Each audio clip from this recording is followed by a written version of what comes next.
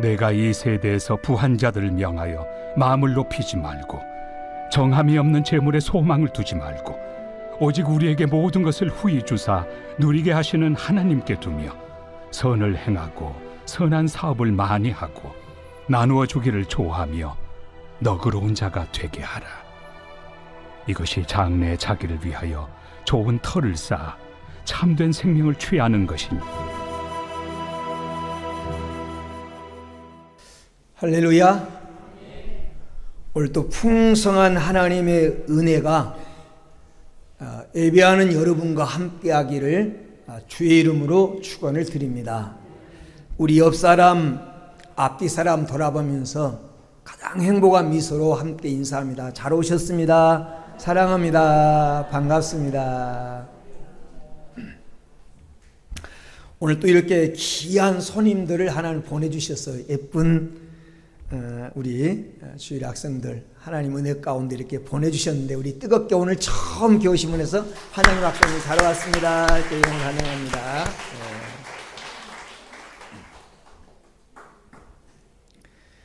그릇은 무엇이 담겨 있느냐에 따라, 그 내용물에 따라서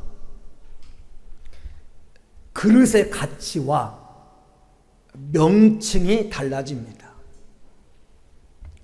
보배를 담고 있으면 보배함, 오물을 담고 있으면 오물통, 쓰레기통이 되는 것입니다. 성경은 예수 그리스도를 만국의 보배, 그리고 모든 것이 다 예수 안에 있는 우리의 희망임을 성경은 우리에게 말씀하고 있습니다. 우리는 마치 질그릇 같다. 진흙으로 만든 질그릇 같은데, 그 질그릇 안에 보배를 담고 있으면 그 질그릇도 보배 그릇이 되는 것입니다. 우리는 보배 대신 예수 그리스도를 우리 안에 모시고 사는, 우리는 귀한 존재들이며 영적으로 말하면 성령님이 거하시는 하나님의 성령의 전이 되는 것입니다. 그렇다면 예수 그리스도를 믿는 성도들이 이 세상에서 어떻게 살아야 하는가? 일평생 전도 현장을 누비며 살았던 노사도 바울은 오늘 본문을 통해서 예수 그리스도를 믿는, 장래가 있는 참된 생명을 가진 천국의 주역인 성도들이 어떻게 살아야 되는가를 설명하고 있습니다. 그래서 성도의 바른 삶이라는 제목으로 말씀을 나눌 때, 오늘 말씀이 나의 교훈, 나의 메시지가 되는 그런 시간 되기를 주의 이름으로 축원을 드립니다. 그러면 어떻게 사는 것이 성도의 바른 삶이냐? 첫째는 마음을 높이지 말라. 마음을 높이지 말라. 이 말을 다른 말로 말하면 교만하게 살지 말라라는 것입니다. 교만하게 살지 말으라. 17절 말씀에 내가 이 세대에서 부한 자들에게 명하여 마음을 높이지 말고, 마음을 높이지 말고, 여기 마음을 높이지 말라고 하는 말은 교만하지 말라고 하는 그런 말입니다. 예레미야서 13장 15절 말씀에 너희는 들을지어다, 귀를 기울일지어다, 교만하지 말지어다, 여호와께서 말씀하셨음이니라. 이 예레미야서 13장 15절 말씀은 세 번이나 강조를 합니다. 너는 들으라, 귀를 기울여라, 여호와께서 말씀하신다. 그러면서 지금 무엇을 말씀하십니까? 교만하지 말아라. 교만하지 말아라. 귀를 기울이고 잘 들으라. 하나님 말씀하신다. 교만하지 말아라. 교만하지 말라. 베드로 전서 5장 6절에 보면 그러므로 하나님의 능하신 손 아래서 겸손하라. 때가 되면 너희를 높이시리라.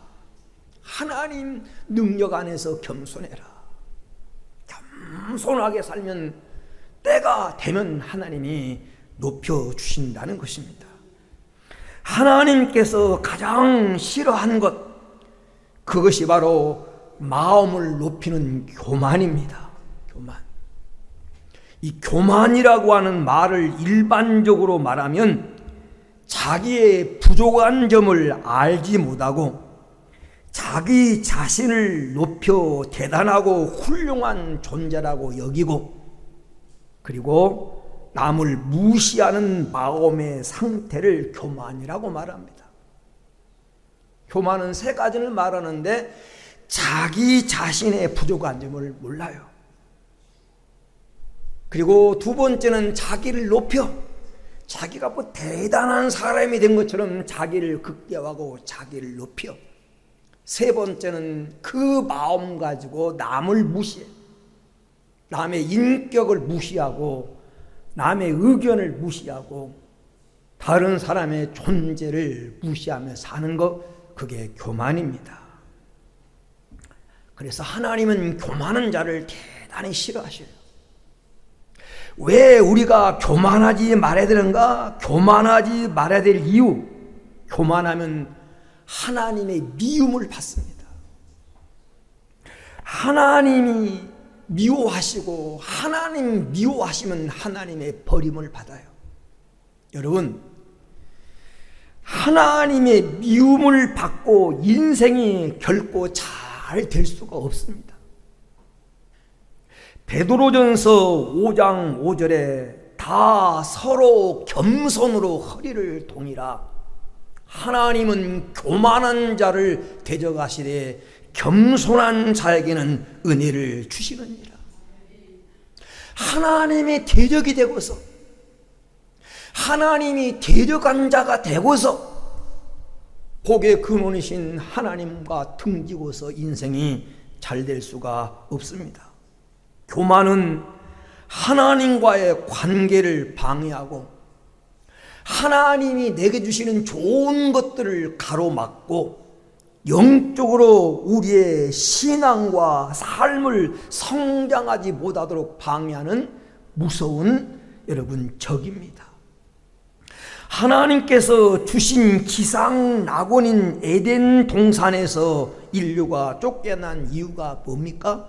교만해서. 사단의 말을 듣고 나도 하나님처럼 될 수 있다고 하는, 하나님처럼 되려고 하는 그 교만한 마음에서 하나님 명령을 불순종한 데서 인생은 하나님 주신 그 낙원을 잃어버린 것입니다. 그래서 잠언서 16장 18절은 교만은 패망의 선봉이요 거만은 넘어짐의 앞잡이니라. 교만은 우리를 패망으로 인도하는 길잡이라는 것입니다.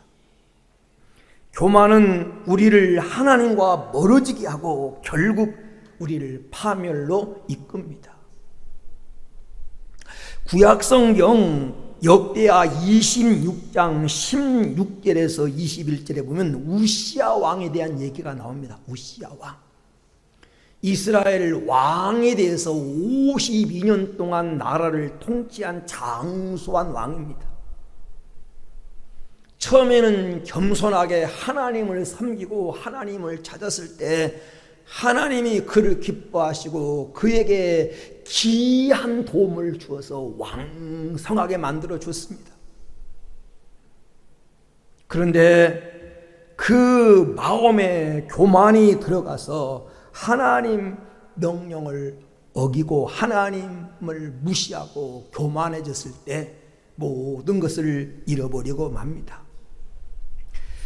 사람이 언제 교만하게 됩니까? 언제? 우시야 왕을 통해서 본 교만은 가졌다고 생각할 때 교만을 가졌다고. 그래서 오늘 본문 말씀에 뭐라고? 세상의 부한 자들에게 명해라. 부한 자들에게. 나는 부자다. 가졌다고 생각하는 사람이에요. 물질을 가졌다고 생각하든지, 남보다 많이 배워서 지식을 많이 가졌다고 생각하든지, 남이 갖지 못한 능력과 재능을 가졌다고 생각하든지, 남이 갖지 못한 권세를 가졌다고 생각하든지, 어느 순간 내가 많이 가졌다, 내가 너보다 낫다, 더 많이 가졌다고 하는 마음이 우리 생각 속에 들어올 때 그 마음이 교만하게 만듭니다. 역대하 26장 16절 말씀에 보면 저가 강성하여 짐에 그 마음이 교만하여 악을 행하여 라고 말합니다. 우시야 왕이 언제 교만해졌습니까? 강성할 때, 잘 될 때. 이 우시야 왕이 겸손하게 하나님을 찾을 때 하나님께서 그를 기뻐하시고 그의 삶을 형통하게 하셨습니다. 그런데 하나님이 그를 강성하게 하여 주시자 그 마음이 점점 교만해졌습니다. 온 천지가 우시야의 전하가 되고, 주변 국가들이 우시야의 말만 들어도 벌벌 떨고 조공을 바치고, 자기 명성이 세계 속에 퍼져나가게 될 때 어느 순간 우시야의 마음속에 교만한 마음이 들어왔습니다. 우시야는 마음가리를 잘못했어요. 잘 될 때, 일이 잘 풀릴 때, 승승장구할 때, 내가 다른 사람보다 한 걸음 더 앞서갈 때, 그때 조심해야 됩니다. 교만하지 않도록. 그 순간 마음속에 교만한 마음이 들어오면 꺾이게 됩니다. 더 낮은 자리에서 겸손한 마음을 가질 때 하나님은 기뻐하시고 점점 은혜를 주십니다. 우시야 왕을 통해서 보니까 사람이 교만해지면 어떻게 되느냐? 사람이 교만해지면 권고를 잘 듣지 않습니다. 권고. 역대하 26장 17절 18절에 보니까 대제사장 아사랴와 용감한 제사장 80명이 뒤따라 들어가서 우시야 왕을 가로막고 말렸습니다. 왕이여, 이래서는 안 됩니다. 이것은 왕이 할 바가 아닙니다. 우시 왕이 교만이다 보니까 하나님의 성전에 들어가서 제사장이 하는 일도 자기가 하려고 하고, 하나님 말씀도 무시하고 자기가 다 하려고 하는 월권을 했을 때 제사장이 들어가서 말렸습니다. 이러면 안 된다고. 그런데 우시야는 그 권고를 받아들이지 않습니다. 권고를 듣지 않아요. 자기가 제일이라고 생각합니다. 교만은 스스로에게 속는 것입니다. 오바다 1장 3절에 보면 바위 틈에 거하며 높은 곳에 사는 자여, 내가 중심에 이르기를 누가 능히 나를 땅에 끌어내리겠느냐 하니 너의 중심의 교만이 너를 속였도다. 내 마음 중심의 교만이 너를 속였다는 거예요. 마음이 교만하니까 아무도 자기를 그 자리에서 끌어내릴 자가 없다고 하는 그 교만한 생각 때문에 충고와 권고를 달게 되지 않습니다. 그리고 두 번째, 교만하면 화를 잘 냅니다. 교만한 사람은 분노하고 화를 잘 냅니다. 마음 관리가 잘 안 돼서 자기 마음대로 안 되고 자기 뜻에 거슬리면 분노하고 폭발합니다. 우시야 왕이 그랬습니다. 여기 역대하 26장 19절에 보니까 선자의 권고를 듣고 화를 내고 분을 부었습니다. 자기가 왕인데 지금 왕이 하려는 일을 만류하니까 이 우시야 왕이 화를 냅니다. 이게 교만한 사람의 특징이에요. 자기 하려는 것을 가로막고 자기 뜻대로 안 되면 분노하게 됩니다.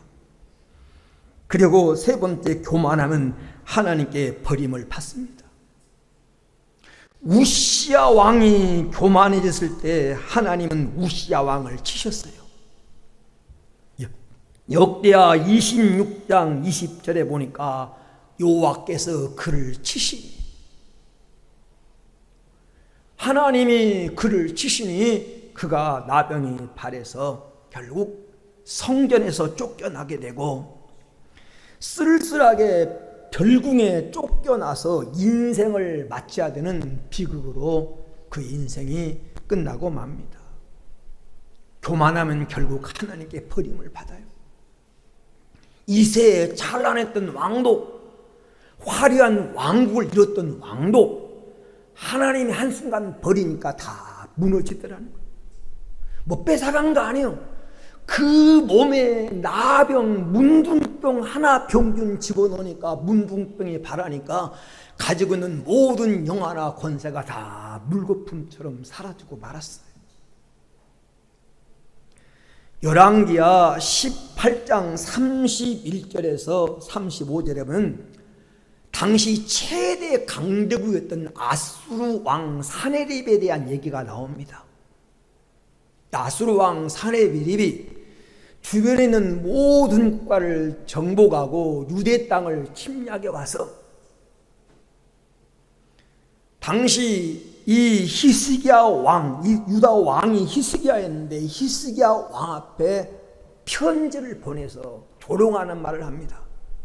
하나님을 업신여기고 하나님 백성을 무시하고 천하 어디에 모든 신들 가운데 너희를 내 손에서 구원낼 신이 어디 있겠느냐, 그러면서 하나님을 무시한 말을 하고 왕을 무시한 말을 하면서 황복을 권하는 편지를 보냅니다.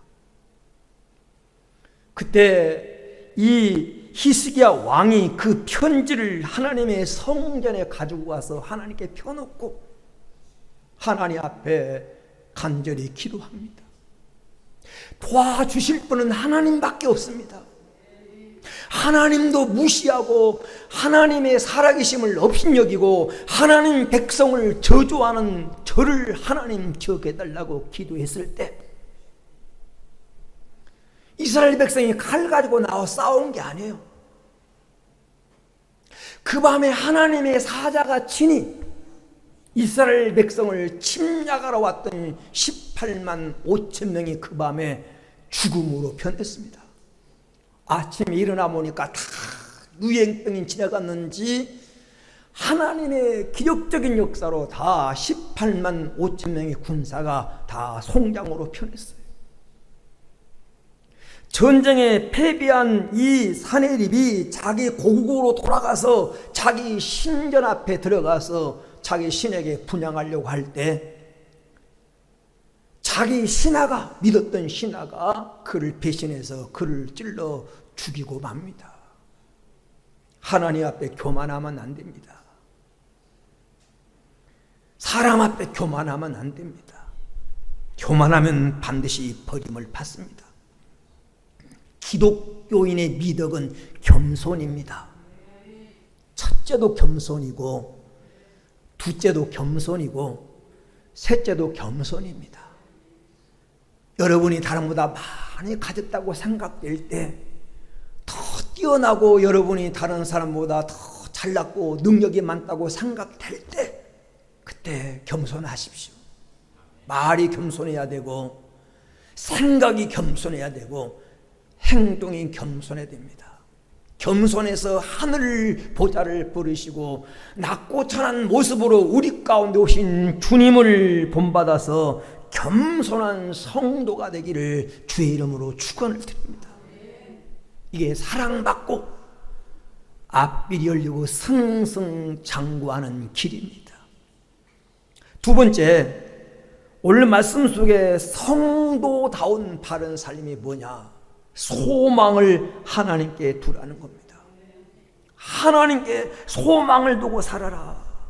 17절 말씀에 내가 이 세대의 부한 자들에게 명하여 마음을 높이지 말고 정함이 없는 재물에 소망을 두지 말고 오직 우리에게 모든 것을 후히 주사 누리게 하시는 하나님께 두며, 첫째는 재물에다가 소망을 두지 말라는 겁니다. 지금은 물질 만능주의 시대입니다. 돈이면 다 된다고 하는 생각이 팽배한 시대를 살고 있습니다. 그래서 믿는 성도들도 많은 재물이 자신의 생명과 미래와 행복을 보장해 줄 것이라고 믿고 재물에 소망을 둡니다. 실제로 재물은 많은 것을 가능케 하는 뛰어난 이력이 있습니다. 사람을 돋보이게 하고 편리한 삶을 살게 만들고 남이 부러워하는 대상이 될 수도 있습니다. 그러나 돈이 우리에게 줄 수 없는 것, 우리에게 편리함은 줄 수 있지만 진정한 행복은 돈이 주는 게 아닙니다. 여러분, 돈 가지고 내가 가고 싶은 거 어디도 갈 수 있지만 돈 가지고 천국은 갈 수가 없습니다. 돈은 여러분에게 영생을 줄 수 없습니다. 죽은 사람 생명을 잠깐 연장시킬 수는 있지만 그 영원히 사는 영생을 줄 수가 없습니다. 돈은 나쁜 것은 아니에요. 어떻게 쓰느냐에 따라서 선이 되기도 하고 악이 되기도 하지만, 그러나 돈은 우리가 의지해야 될 의지의 대상, 우리의 소망이 아니라는 거예요. 돈은 이용해야 될 대상이지, 돈은 잘 관리하고 활용해서 성도다운 삶을 살아가는 도구이지, 물질은 우리가 소망을 두고 살아야 될 우리 의지의 대상은 아니라는 겁니다. 이걸 알고 살아야 돼요. 오늘 많은 성도들이 그런데 물질 때문에 오히려 하나님을 떠납니다. 물질 때문에 신앙이 약해집니다. 물질 때문에 시험 드는 경우가 많습니다. 그건 어리석은 거예요. 두 번째, 하나님께 소망을 두고 살아라는 겁니다. 하나님께 소망을 두고 살아라. 바울은 재물에 소망을 두지 말고 재물을 주시고 그것을 누리게 하신 하나님께 소망을 두라는 거예요. 자, 오늘 말씀 17절에 보세요. 우리에게 물질을 주신 분이 하나님이라는 거예요. 하나님이 물질의 주인입니다. 하나님의 허락 없이는 그 누구도 재물을 소유할 수가 없습니다. 여러분, 소유한 것도 중요해요. 가능하면 많이 보십시오. 부자가 되십시오. 세계적인 재벌, 세계 경제를 움직이는 큰 손들이 되십시오. 그러나 그것만이 복이 아니에요. 어떤 사람은 모으는 재주, 버는 재주는 있는데 쓰는 재주는 없는 사람이 있어요. 누리는 재주, 누리는. 본문 17절에 보세요. 우리에게 모든 것을 후히 주사 누리게 하시는 하나님께 돌아. 여러분, 물질을 누리는 복을 받으시기를 축원합니다. 천만금 있으면 뭐요? 안 쓰면 내게 아닙니다. 은행에 있는 돈은 여러분 게 아니에요. 쓴 것만 여러분 겁니다. 쓴 것만. 여러분, 활용한 것만 내 거예요. 숫자적으로 아무리 많은 부동산 있고 땅이 있어도 그건 내가 갈 때 아무런 소용이 없는, 우리는 렌트 인생이에요. 하나님의 것을 잠깐 빌렸다가 이 땅에 필요한 대로 쓰고 그냥 다 놔두고 가는, 우리는 하나님 걸 잠깐 빌려 쓰는 렌터 인생입니다. 쓰는 것만 내 거예요. 그거 못 써가지고 손을 덜덜 떨고, 하나님께 드린 것도 탁 덜덜 떨고, 선을 베푸는데도 가장 못 써서 안달이고, 여러분, 못 쓰고 간 건 내게 아니에요. 하나님이 쓴 것을 어떻게 썼느냐. 누리는 복을 받으시기를 축원합니다. 돈 있을 때 여행도 가시고, 돈 있을 때 맛있는 것도 사 드시고, 돈 있을 때 친구도 대접하고, 돈 있을 때 하나님께도 드리고 선한 일을 하십시오. 죽을 때 후회하지 마시고요. 그때 잘할 것, 있을 때 잘할 것, 기회 있을 때 잘할 것, 누리는 복을 받으시기 바랍니다. 오늘 말씀에 그러잖아요. 재물을 주시고 그것을 누리게 하신 하나님께 소망을 두라. 하나님께 마음을 높이지 말고, 재물에 소망을 두지 말고, 우리는 청직 인생, 하나님 것을 잠깐 빌렸다가 쓰고 가는 청직이다. 그리고 하나님에 가면 어떻게 썼느냐고 하나님 물으실 것이다. 이걸 염두에 두고 소망을 하나님께 두고 사는 성도가 되기를 주의 이름으로 축원을 드립니다. 잠언 23장 5절에 보면 내가 어찌 허무한 것을 주목하겠느냐. 정령의 재물은 스스로 날개를 내어 하늘을 나는 독수리처럼 날아가리라. 이 말이 무슨 말입니까? 재물은 만년 부동한 게 아니라는 거예요. 움직인다는 거예요. 오늘은 내 것이지만 다음 날은 다른 사람 것이 될 수 있어요. 돈에는 이름표가 없습니다. 돈에는 주소가 없어요. 그게 아무리 여러분 이름을 써놔보세요. 언제가 다른 사람 손에 넘어갑니다. 돈은 이름표도 없고 주소도 없습니다. 이 정함이 없는 어느 순간에 떠나갈 그것에다가 소망 두지 말고 하나님께 소망을 두고 하나님 주신 그 축복 안에서 그걸 잘 관리하고 누리는 선한 청지기로 살아가는 성도가 되기를 주의 이름으로 축원을 드립니다. 세 번째는 어떻게 살아가는 것입니까? 선한 일을 행하고 선한 사업의 부자가 되라. 선을 행하며 살아라. 선한 일을 행하고 선한 사업의 부한자가 되라. 18절 말씀입니다. 선을 행하고 선한 사업을 많이 하고 나눠주기를 좋아하며 너그러운 자가 되게 하라. 왜 그렇게 해야 돼요? 에베소서 2장 10절에 보면 우리는 그의 만드신 바라 그리스도 예수 안에서 선한 일을 위하여 지으심을 받은 자니. 하나님을 왜 지으셨다고요? 예수 안에서 선한 일을 행하면서 살아가도록 하나님이 우리를 지으셨다는 것입니다. 그러므로 선을 행하며 살아가는 것은 하나님이 나를 지으신 목적에 맞게 살아가는 목적에 맞게.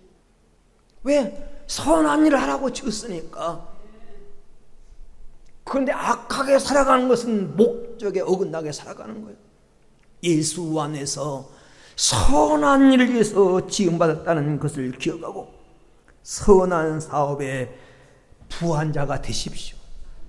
여러분요, 선하게 살려고 하면, 정말 바르게 살려고 굳게 결심하면 하나님이 그 길을 그렇게 살도록 하나님이 인도하셔요. 하나님의 선하심을 믿고 선하게 사십시다. 나눠주기를 좋아하고 동정하는 자가 되게 하라. 나눠주기를 좋아하고 동정하는 자가 되게 하라. 여러분, 하나님이 여러분에게 주신 것, 물질이든지 지식이든지 재능이든지 나누라고 주셨습니다. 나누라고. 내가 다른 사람보다 다 받은 거 있다면 그게 사명이에요. 나누라고 주신 겁니다. 청지기로 주신 거예요. 관리하라고. 우리가 잘 알고 있는 대로 이스라엘 땅에는 대표적인 두 바다가 있습니다. 하나는 갈릴리 바다고 하나는 사해 바다입니다. 저 이스라엘 대표적인 산 헐몬산에서 흘러나온 그 물줄기가 쭉 타고 와가지고 요단강을 타고 와서 큰 갈릴리 바다라는 갈릴리 바다 속으로 들어갑니다.